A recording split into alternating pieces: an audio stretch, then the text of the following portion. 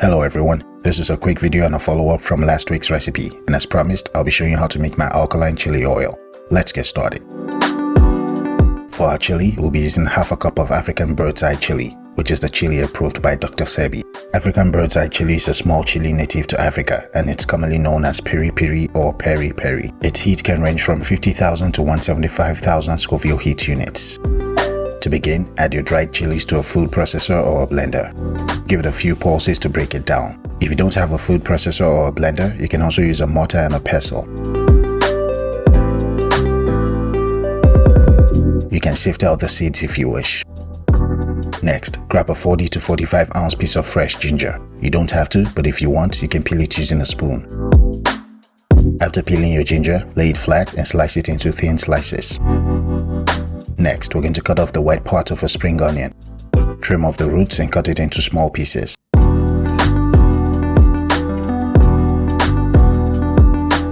Our next ingredient is 2 large shallots. One of them split into 3 pieces, and that's why it looks like 4.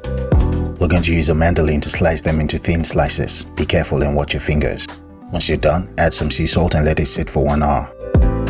Next, in a large pan set to medium-high heat, you want to add a 1/4 cup of raw sesame seeds. Let them toast until light brown. Move them around constantly, and when they're done, take them off the stove. It could take anywhere from 3 to 5 minutes. Place the pan back on the stove and add 2 tablespoons of fennel seeds. Next, add 3 to 4 bay leaves. Keep the stove set to medium-high heat and add a 1 to 2 inch stick of Ceylon cinnamon.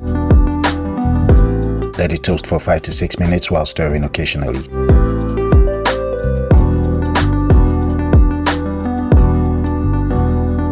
After 5 to 6 minutes, or when you start to perceive the aroma, take it off the stove. Grab a bottle of the best avocado oil you can find. This oil will last for months, so you want to use the best oil you can afford. Dump about a cup or 2 into a pan set to medium heat. Dab off the moisture from your shallots, and before your oil gets really hot, you want to add your shallot slices. Spread your shallots around and bring them to a gentle fry. We're going to let them cook until golden or dark brown, depending on how you like it. This could take anywhere from 20 to 25 minutes. Don't rush the process, and be sure to give it a stir occasionally. Once you're satisfied, take it off the stove. They would continue to cook even after you take them off the stove, so you want to take them off early. Drain them completely, then you want to set them aside and let them cool. If you're enjoying this video so far, please don't forget to hit the like button. Thank you. To the same oil set to medium heat, you want to add your sliced ginger and your sliced scallions. Give it a good mix, then we're going to add our toasted fennel, bay leaves, and Ceylon cinnamon.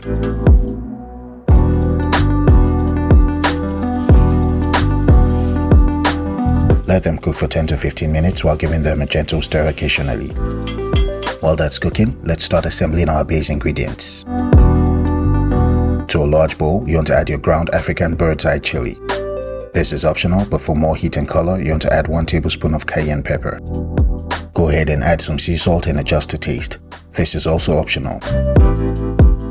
Back to our oil. It's been 15 minutes and it's ready to go, so give it a final mix and take it off the stove.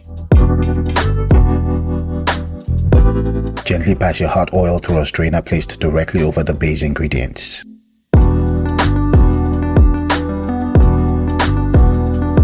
If you have one, use a pan with a spout and be very careful. Let the mixture bubble away, then shake off excess oil and discard your aromatics. Yes, discard. Next, you can add as much toasted sesame seeds as you need. You can also add them raw, but I like them toasted. As you can see, our crispy shallots have darkened even more. Go ahead and taste some. Add your crispy shallots to the oil.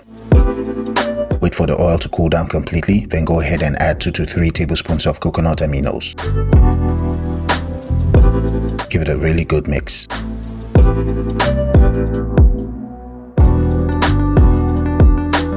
Carefully transfer your oil to a sanitized jar.